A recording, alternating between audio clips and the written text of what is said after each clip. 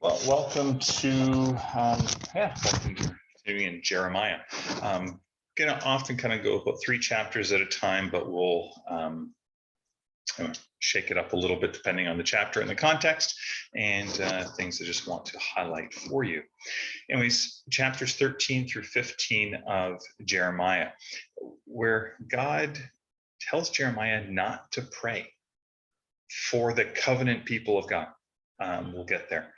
First, there's this object lesson, linen belt.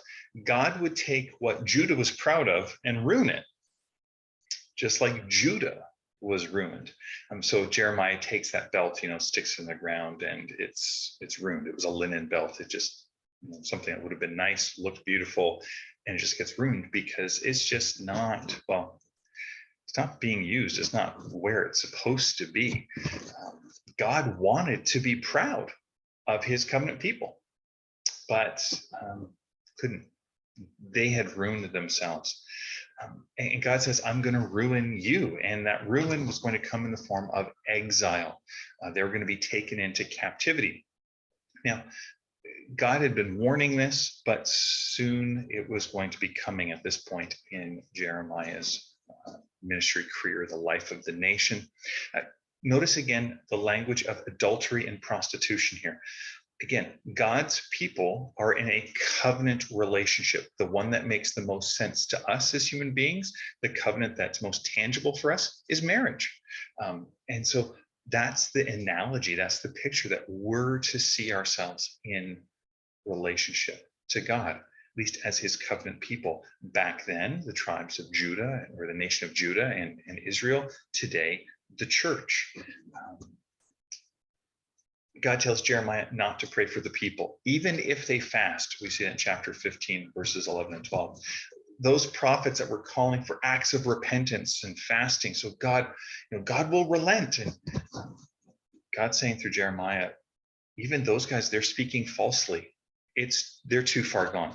God was past that stage because the people were past it. The fasting would not have been out of a genuine desire for change, a genuine desire to change, but can we appease God? Can we hold it off? Can we do a religious duty and then we can still continue to live and be how we are?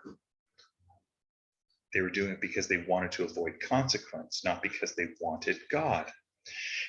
Even if Moses and Samuel were around to intercede and plead for the nation, it wouldn't matter. And remember, we look at Exodus 32, Moses actually had interceded for the nation and succeeded with God, and God goes, no, you're too far gone.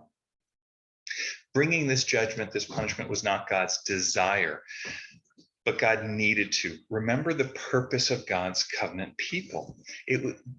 God's covenant people then and now, today, are to be a sign of God's blessing to the nations, a spreader of God's blessing.